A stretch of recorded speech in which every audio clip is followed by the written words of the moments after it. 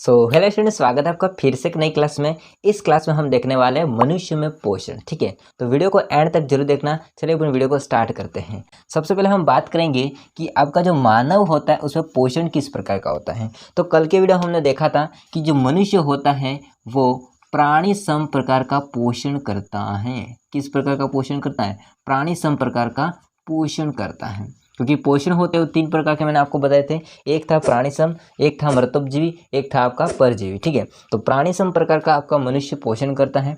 अगर मैं मनुष्य की बात करूंगा तो मनुष्य होता है, उसकी पोषण की क्रिया होती है वो 5 चरणों में कंप्लीट होती है। पहला कौन सा हो जाएगा? पहला हो जाएगा अंतर्ग्रहण, सेकंड हो जाएगा पाचन, थर्ड हो जाएगा अवशोषण, फोर्थ हो जाएगा स्वांगीकरण और 5 हो जाएगा बहिक्षेपण। ठीक है, तो 5 आपके चरण हो जाते हैं पोषण के लिए। हाँ, तो पहला है आपका अंतर्ग्रहण, पाचन सेकंड, थर्ड हो जाता है अवशोषण, फोर्थ हो जाएगा स्वांगीकरण और 5वां हो जाएगा बहिक्षेपण। अगर मैं इसको समझाऊं तो क्या होगा कि भैया अंतर्ग्रहण का मतलब ये होगा कि मानव क्या करता है, भोजन को जब अंदर लेता है तो इस क्रिया को अपन क्या कहते हैं? अंतर्ग्रहण। सेकंड हो जाता है पाचन, यानी कि शरीर के अंदर पहुंचेगा तो उनकी पाचन की क्रिया शुरू होगी। फिर क्या होगा? इनका अवशोषण होगा, अवशोषण होगा फिर क्या होते? ऊर्जा बनेगी, ऊर्जा बनने की क्रिया को अपन स्वांगीकरण कहते हैं। और आपका अपशिष्ट जो बच जाता है, अपच भोजन बच जाता है, उसको बाहर निकाल दिया जाता है तो उसको अपन बहिक्षेपण कहते हैं। ठीक है, तो इस प्रकार से यहाँ पर मनुष्य होता है, इसमें पोषण होता है वो कितने चरणों में कंप्लीट होता है? 5 चरणों में कंप्लीट होता है। अगर मैं बात करूंगा कि मनुष्य में पोषण जो होता है उसमें कौन भाग लेता है, तो इसमें आपका भाग लेने वाला होगा आहार नाल। कौन भाग लेगा? आहार नाल। आहार नाल क्या होती है? तो मुंह से लगा करके एनस तक या गुदा तक फैली एक लंबी नलिका होती है जिसे अपन क्या कहते हैं? आहार नाल कहते हैं। तो इसकी डेफिनेशन हो जाएगी मुंह से गुदा तक फैली नली को आहार नाल कहते हैं, एलिमेंट्री कैनाल कहते हैं इंग्लिश में इसको। अब इसके भाग को अपन देख लेते हैं। एलिमेंट्री कैनाल के कितने भाग होते हैं उसको अपन देख लेते हैं। भाग कौन कौन से आते हैं एलिमेंट्री कैनाल में वो देख लेंगे। उसमें पहला जो भाग होगा वो होगा आपका मुख। कौन सा हो जाता है? मुख। सेकेंड हो जाता है आपका मुख गुहा, मुख गुहा। थर्ड हो जाता है आपका ग्रसनी, फोर्थ हो जाएगा ग्रसिका, ग्रसनी के बाद में ग्रसिका। 5वां हो जाएगा आमाशय पेट और छठा हो जाएगा आपका छोटी आंत। छोटी आंत को हिंदी में कहते हैं शुद्धांत्र। ठीक है, शुद्धांत्र। इसके बाद हो जाता है 7वां बड़ी आंत। बड़ी आंत को कहते हैं बृहदांत्र। और 8वां हो जाएगा आपका मलाशय, जहाँ पर आपका मल इकट्ठा रहता है। और 9वां हो जाएगा गुदा या गुदा द्वार भी कह सकते हैं इसको। इतने भाग हो जाते हैं आहार नाल के। पहला होगा मुख, मुख गुहा, ग्रसनी, ग्रसिका, आमाशय। छोटी आंत को अपन शुद्धांत्र कहते हैं, स्मॉल एंटेस्टाइन। और बड़ी आंत को लार्ज एंटेस्टाइन कहते हैं, उसको हिंदी में कहते हैं बृहदांत्र। फिर आ जाता है रेक्टम यानी कि मलाशय आपका। और इसके बाद लास्ट एंड फाइनल होगा गुदा या गुदाद्वार, जिससे आपका वेस्ट या अपच भोजन होता है वो बाहर निकल जाता है। तो ये हो जाता है आहार नाल के कुछ भाग। अब इन भागों में किस प्रकार से भोजन का या पोषण का पाचन होता है वो हम देखते हैं चित्र के माध्यम से। तो पहले आप इसका स्क्रीनशॉट ले लीजिए। दोस्तों यहाँ पर आप देख सकते हैं जो कि मैंने चित्र बना दिया एक मानव पाचन तंत्र का। अभी आपको इस पर फोकस नहीं करना है, जो चीज़ मैं आपको स्टेप बाय स्टेप पढ़ाऊंगा वहाँ पर आप चित्र में देखते हुए चलना है। ठीक है, तो सबसे पहले हम बात करते हैं मुख से लेकर के। अगर अपने मुख की बात करते हैं तो मुख में क्या होता है? मुख में हम क्या करते हैं? भोजन को अंतर्ग्रहण करते हैं, भोजन को अपन लेते हैं। तो पहला काम क्या होगा? मुख में भोजन का क्या होगा? अंतर्ग्रहण होगा। ठीक बात है, तो यहाँ से आपका मुख होगा, उसमें भोजन क्या करेगा? वो व्यक्ति लेगा। सेकंड हम देखेंगे कि मुख के अंदर क्या पाया जाता है। तो मुख के अंदर जानते हैं आप उन क्या पाया जाता है? जीवा है, दांत है, ठीक है, लार है, इस प्रकार से पाए जाते हैं। तो हम बात करेंगे सेकंड दांत की। ठीक है, दांत का काम क्या होता है? भोजन को चबाना। दांत का काम क्या होता है? भोजन को चबाना। इसके बाद में बात करते हैं अपन जिह्वा की। जिह्वा या जीभ का क्या काम होता है? एक तो बोलने में सहायक होती है, दूसरा इसका काम होता है कि जो भोजन अपन खा रहे हैं है ना, चबा रहे हैं, उसको लार में अच्छी तरह से मिलाने का काम करता है। तो ये बदल बदल के क्या करती है? लार को मिलाती है भोजन के अंदर। तो ये जिह्वा का काम हो जाएगा, ठीक है। इसके बाद हम बात करेंगे लार की, ठीक है। तो लार जो होता है उसकी बात करेंगे तो हमारे मुख गुहा के अंदर लार ग्रंथियां पाई जाती है।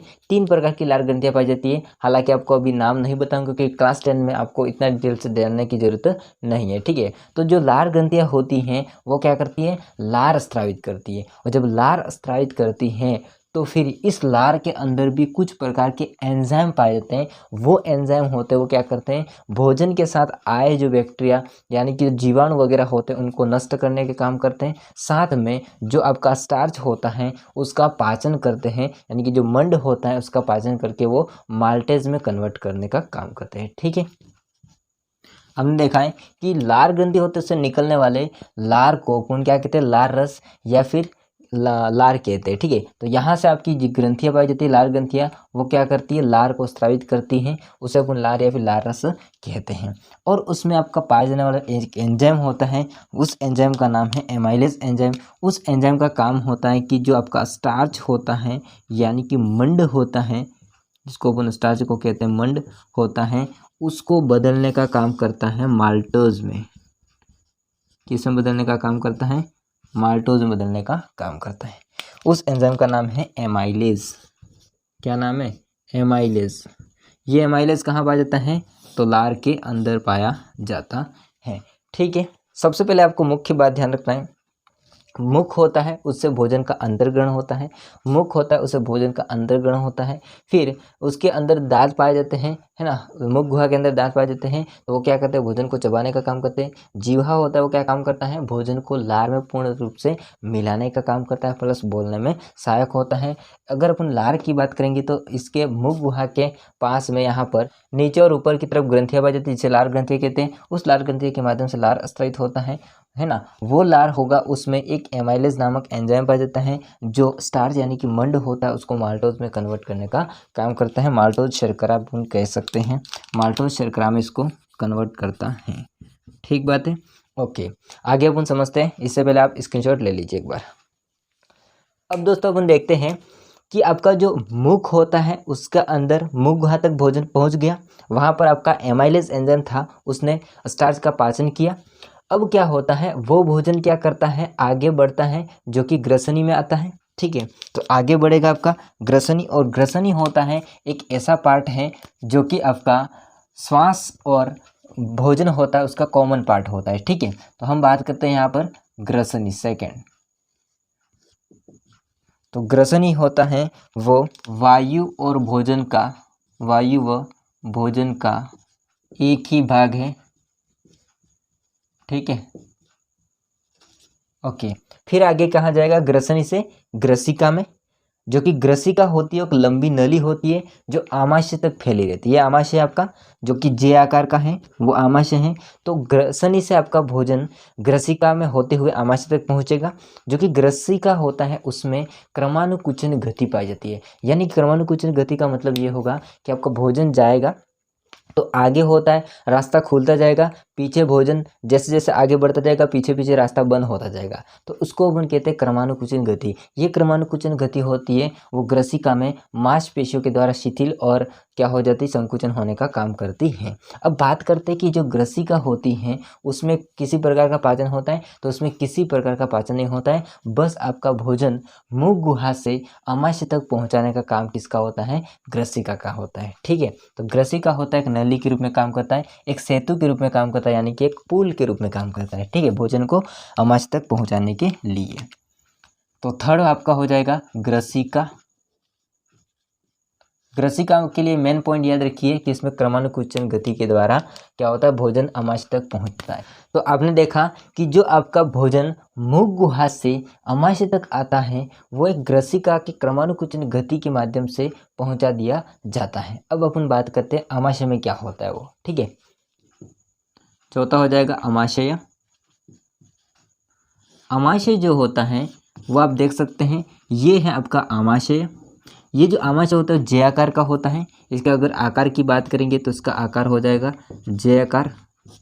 और अगर अमाशय की बात करते हैं तो उसमें जठर ग्रंथियाँ पाई जाती है। मुख्य रूप से अगर बात करेंगे तो इसमें जठर ग्रंथियाँ पाई जाती है और उस जठर ग्रंथियों के माध्यम से जठर रस का स्त्राव होता है। ठीक है, जठर ग्रंथियाँ क्या करती है? जठर रस का स्त्राव करती है और जठर रस में विभिन्न प्रकार के आपके एंजाइम होते हैं।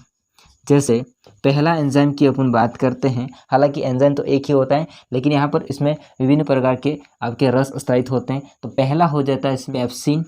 कौन सा हो जाता है? पेप्सिन। ये एक प्रकार का पाचक एंजाइम है। कैसा है? पाचक एंजाइम है। ये किसका पाचन करेगा? आप नाम से क्लियर कर सकते हैं। पेप्सिन मतलब ये प्रोटीन का पाचन करेगा। तो ये किसका पाचन करेगा? प्रोटीन का पाचन करता है। ठीक है, तो ये प्रोटीन का पाचन करता है। सेकंड हो जाता है आपका हाइड्रोक्लोरिक अम्ल। सेकंड क्या हो जाता है? हाइड्रोक्लोरिक अम्ल, या इसको अपन HCl कहते हैं, हिंदी में भी लिख देता हूँ हाइड्रोक्लोरिक अम्ल। ठीक है, हाइड्रोक्लोरिक अम्ल होता है, इसका काम होता है भोजन को अम्लीय बनाना। भोजन को अम्लीय बनाना, भोजन को अम्लीय माध्यम करना। और लास्ट हो जाएगा आपका श्लेष्मा। कौन सा हो जाता है? श्लेष्मा। श्लेष्मा का काम होता है कि आमाशय की जो दीवार होती है वो HCl से बचाने का काम करता है, क्योंकि HCl होता है भैया वो बहुत ज़्यादा स्ट्रॉन्ग होता है, इसका pH बहुत कम होता है, ज़्यादा एसिडिक होता है। तो जब एसिड आपके शरीर के अंदर भी पड़ जाता है तो वो क्या करता है? उस चमड़ी को उखाड़ देता है। ठीक है, मतलब जल जाता है। इसका मतलब ये होगा कि यहाँ पर अगर आपका HCl सीक्रेट हो रहा है तो आमाशय की भित्ति होती है वो जल जानी चाहिए, लेकिन जलती नहीं है। क्यों? क्योंकि आपका श्लेष्मा होता है वो क्षारीय होता है। जब अम्ल और क्षार आपस में क्रिया होती है तो उदासीन बन जाता है। ठीक है, इस कारण से श्लेष्मा होता है वो आमाशय को HCl से बचाए रखने का काम करता है। ठीक है, ठीक बात है। तो ये हो जाएंगे आपके अमाशय की बात। अमाशय में क्या होता है? जठर ग्रंथियाँ होती है, जठर रस स्त्रावित होता है। जठर रस होता है, इसमें 3 प्रकार के रस होंगे। पहला होगा आपका पेप्सिन। पेप्सिन होता है वो एक पाचक एंजाइम है जो कि प्रोटीन का पाचन करता है। सेकंड हो जाता है आपका हाइड्रोक्लोरिक अम्ल यानी कि HCl। HCl होता है भोजन को अम्लीय माध्यम बनाता है। और इसके बाद में आपका तीसरा होगा श्लेष्मा। वो श्लेष्मा क्या करता है? आमाशय को HCl से बचाए रखने का काम करता है। तो ये हो जाएगा अमाशय की बात। आगे इसके अपन देखते हैं, स्क्रीनशॉट ले लीजिए जल्दी से। दोस्तों देखिए यहाँ पर मैंने कुछ लिख दिया इस प्रकार से। आगे आपका हो जाता है चोटियात। देखिए ध्यान से, आपका भोजन मुख गुहा से आया आमाशय, आमाशय में पाचन होगा। अब पाचन होते ही आपका आमाशय की नली इधर से होते हुए पीछे के रास्ते से यहाँ पर इस प्रकार की जो नली आ रही है, यानी कि बीच में ये जो आपका गुच्छे समान दिख रहा है उस पार्ट में आपका आ जाएगा, यहाँ से नली होती हुई इधर आएगी। ठीक है, और इस प्रकार से छोटी आंत का रूप ले लेगी ये नलियाँ। अब ये छोटी आंत होती है, उसमें आमाशय वाला जो भोजन होता है वो आता है। अब छोटी आंत में विभिन्न प्रकार की क्रियाएं होती है। कैसे? देखिए, छोटी आंत होती है उसकी भित्ति, ये जो नलिकाएं होती है बहुत गुच्छे समान, उसमें देखा जाए छोटी आंत की भित्ति होती है, उससे आंत्र रस स्त्रावित होता है। छोटी आंत से आंत्र रस स्त्रावित होता है। ये आंत्र रस होता है वो विभिन्न प्रकार के परिवर्तन करता है। कैसे? देखिए, जो आपका कार्बोहाइड्रेट होता है उसको ग्लूकोज में परिवर्तित करेगा। कौन? आंत्र रस। एंड जो आपका वसा है उसको वसीय अम्ल या ग्लिसरॉल में परिवर्तित करेगा, वसीय अम्ल और ग्लिसरॉल में परिवर्तित करेगा। एंड आपका साथ में प्रोटीन होता है उसको अमीनो अम्ल में परिवर्तित करता है। आगे अपन देखेंगे कि छोटी आंत का काम तो हो गया, साथ में आपके जो ये अग्नाशय होता है, ये वाला अग्नाशय होता है, और ये जो लीवर होता है यानी कि यकृत होता है, इसका भी बहुत बड़ा रोल होता है। क्या रोल होता है? कि यकृत होता है उसमें पित्त का निर्माण होता है, पित्त रस का निर्माण होता है। जो आपका पित्त रस होता है वो पित्ताशय में इकट्ठा रहता है। ध्यान रखिए बात को कि पित्ताशय में पित्त रस का निर्माण नहीं होता। क्यों? क्योंकि पित्ताशय होता है वो पित्त को स्टोर करने का काम करता है, एक डिब्बे के रूप में काम करता है। बनता कहाँ पर है? यकृत में बनता है। तो यकृत में जैसे आपका पित्तरस बनेगा, पित्ताशय में इकट्ठा रहेगा, फिर जैसे अमाशय से भोजन आता जाएगा छोटी आंत में, वैसे वैसे आपका पित्त जो रस होता है वो पित्ताशय छोड़ता रहेगा। एंड साथ में अग्नाशय होता है, वो भी एक अग्नाशय रस का स्राव करता है, जिसमें बहुत प्रकार के आपके एंजाइम आते हैं, वो अपन आगे देखेंगे। ठीक है, तो आपने देखा कि छोटी आंत तो काम कर रही है, लेकिन साथ में अमाशय से जब छोटी आंत भोजन आता है, साथ साथ में यकृत और पित्ताशय और अग्नाशय भी काम करते हैं। हालांकि पित्ताशय का काम नहीं है, फिर भी वो क्या करता है, पित्त रस को छोड़ने का काम करता है, जो स्टोर करके रखा है, जो कि यकृत में बना है वो। तो यहाँ पर समझिए कि यकृत होता है वो पित्त रस का निर्माण करते हैं, पित्त रस होता है वो पित्त लवण के रूप में आपका पित्ताशय में इकट्ठा रहता है। ये जो पित्त लवण होता है उसका बहुत बड़ा काम होता है कि जो आपका वसा है, यानी कि वसा की बड़ी बड़ी घोलिकाएं होती है, उसका इमल्सीकरण करता है। इमल्सीकरण का मतलब ये होगा कि जो आपका साबुन मिसेल बनाता है उसी प्रकार से क्रिया होती है। तो इसी प्रकार से इमल्सीकरण की क्रिया होती है और वसा की बड़ी गोलिकाएं होती है वसा की छोटी गोलिका में परिवर्तित हो जाती है। तो ये पित्त लवण का बहुत बड़ा काम होता है। अब हम समझते हैं कि अग्नाशय से अग्नाशय रस स्रावित होता है, और अग्नाशय रस होता है उसमें एंजाइम कौन से होते हैं और उसमें क्या परिवर्तन दिखाते हैं। ठीक है, भोजन में। तो अपन देखते हैं आगे, स्क्रीनशॉट ले लीजिए। ठीक है, सो दोस्तों अपन देखते हैं आगे कि जो अग्नाशय होता है इसका काम क्या होता है। देखिए, अग्नाशय जो होता है वो अग्नाशय रस स्राव करता है। जब भोजन आमाशय से छोटी आंत में आता है तब होता ये है कि अग्नाशय रस में विभिन्न प्रकार के एंजाइम होते हैं। पहला एंजाइम है ट्रिप्सिन, दूसरा एंजाइम है लाइपेज, और तीसरा होता है एमाइलेज या एमिलेज। ठीक है, होता क्या है, ट्रिप्सिन होता है वो प्रोटीन का पाचन करता है, प्रोटीन को वो पेप्टोन्स में बदल देता है।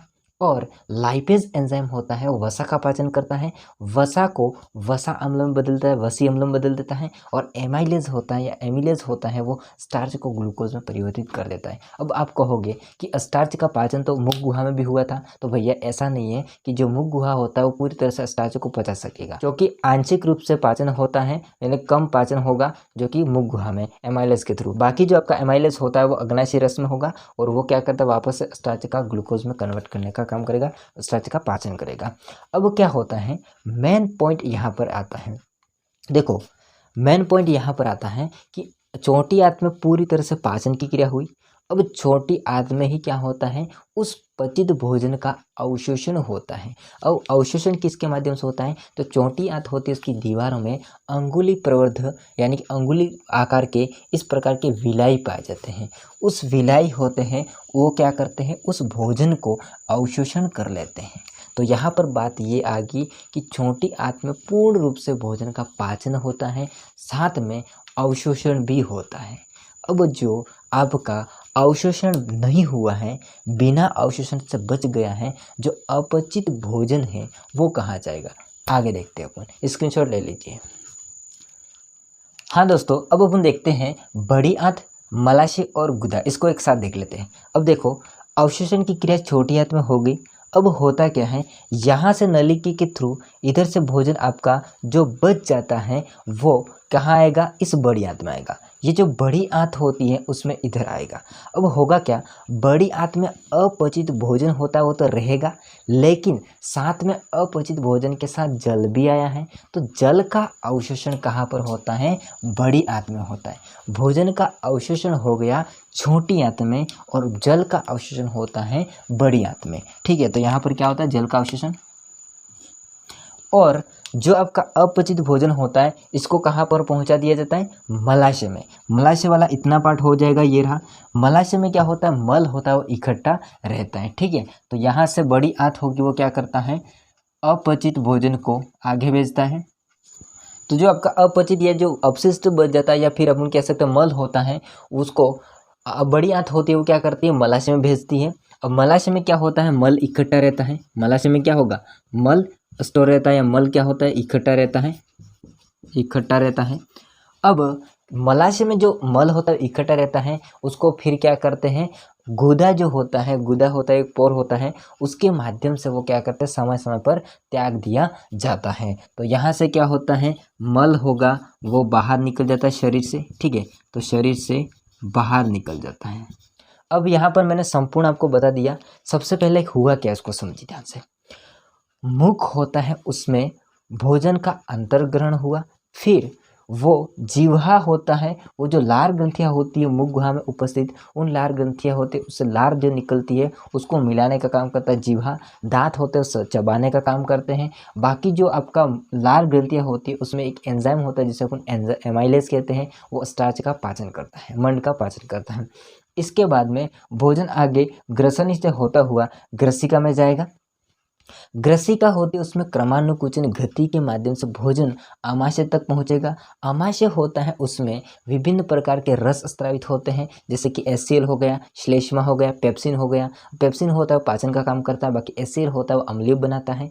जो एसियल होता है उसको आमाशय की भित्ति होती है उसको जलने से कौन बचाता है, श्लेष्मा नामक जो लेयर होती है वो बचाती है। इसके बाद में भोजन क्या कहाँ जाएगा, उसे होते हुए छोटी आंत में जाएगा। छोटी आंत में क्या होता है, आंत्र रस स्रावित होता है। आंत्र रस होता है वो विभिन्न परिवर्तन करता है, कार्बोहाइड्रेट को वो ग्लूकोज में एंड साथ में वसा को वसीय अम्ल में, प्रोटीन होता है उसको एमिनो एसिड में बदलने का काम करता है। इसके बाद में जो यकृत होता है वो पित्त रस का निर्माण करता है। पित्त रस होता है वो इमल्सीकरण करेगा, पित्त लवण बना के वो इमल्सीकरण करेगा वसा का। इसके बाद में अग्नाशय होता है उसमें अग्नाशय रस स्रावित होते हैं। अग्नाशय रस होता है उसमें विभिन्न प्रकार के एंजाइम होते हैं जिसमें एमाइलेज होता है, लाइपेज हो जाता है, इसके बाद ट्रिप्सिन हो जाता है। ट्रिप्सिन प्रोटीन का पाचन करता है, लाइपेज वसा का पाचन करता है, एमाइलेज स्टार्च का पाचन करता है। इसके बाद में छोटी आंत में जो पचित भोजन होता है उसको विलाई के माध्यम से, विलाई होती है कुछ इस प्रकार की होती है भैया, विलाई होती है आपकी वो इस प्रकार से कुछ होती है जहाँ पर आपके भोजन का अवशोषण होता है, और अवशोषण होने के बाद जो अपचित या अपशिष्ट आपका बच जाता है वो बड़ी आंत में चला जाता है। बड़ी आंत में उसका कुछ नहीं होता है, बस जो जल आया है उसका अवशोषण होता है। जो मल बचता है उसको आप मलाशय में भेज दिया जाता है बड़ी आंत के द्वारा, और मलाशय होता है उस मल को इकट्ठा रखता है और समय समय पर वो गुदा के माध्यम से शरीर से बाहर निकाल दिया जाता है। इस कंडीशन में आप देखेंगे तो पूरा मैंने बता दिया। अब आपके दिमाग में एक चीज़ आ रही होगी कि ये परिशेषिका क्या है, ठीक है। ये जो कि एक पूंछ के समान होती है, छोटी सी है ना, हालांकि पहले बड़ी होती थी अब छोटी रह गई है, अवशेष के रूप में रह गई है। तो जो परिशेषिका होती हैं वो जो घास खाने वाले प्राणी होते हैं उनका पाचन करने का काम करती है। अपन घास नहीं खाते इसलिए अपने अंदर एक अवशेष के रूप में है, अवशेषी के रूप में है। बाकी जो घास खाते हैं उनमें पाचन की क्रिया कौन करता है, परिशेषिका करती है। इसको अपन इंग्लिश में कहते हैं अपेंडिक्स। अगर अपेंडिक्स की बात करेंगे तो इससे बीमारी भी हो जाती है, कभी कभी वो क्या हो जाती है, पक जाती है, तो उसको ऑपरेशन करके काट के निकाल दिया जाता है मनुष्य में। तो ये अपेंडिक्स होता है अवशेष के रूप में है, इसका कोई काम नहीं है हमारे अंदर, ठीक है, क्योंकि हम घास नहीं खाते इसलिए इसका कोई काम नहीं है। आई होप को सारा समझ में आया होगा मानव में या मनुष्य में पोषण और मानव पाचन तंत्र। इस डायग्राम को आपको प्रैक्टिस करनी है घर पे, और प्रैक्टिस कीजिए तो आपको बिल्कुल आ जाएगा। आसान है, बहुत आसान है। और ये वीडियो कैसा लगा कमेंट करके जरूर बताइए। वीडियो अच्छा लगा वीडियो को लाइक कीजिए, चैनल को सब्सक्राइब नहीं कर देना। सो दोस्तों मिलते हैं नेक्स्ट वीडियो में, तब तक के लिए जय हिंद, वंदे मातरम।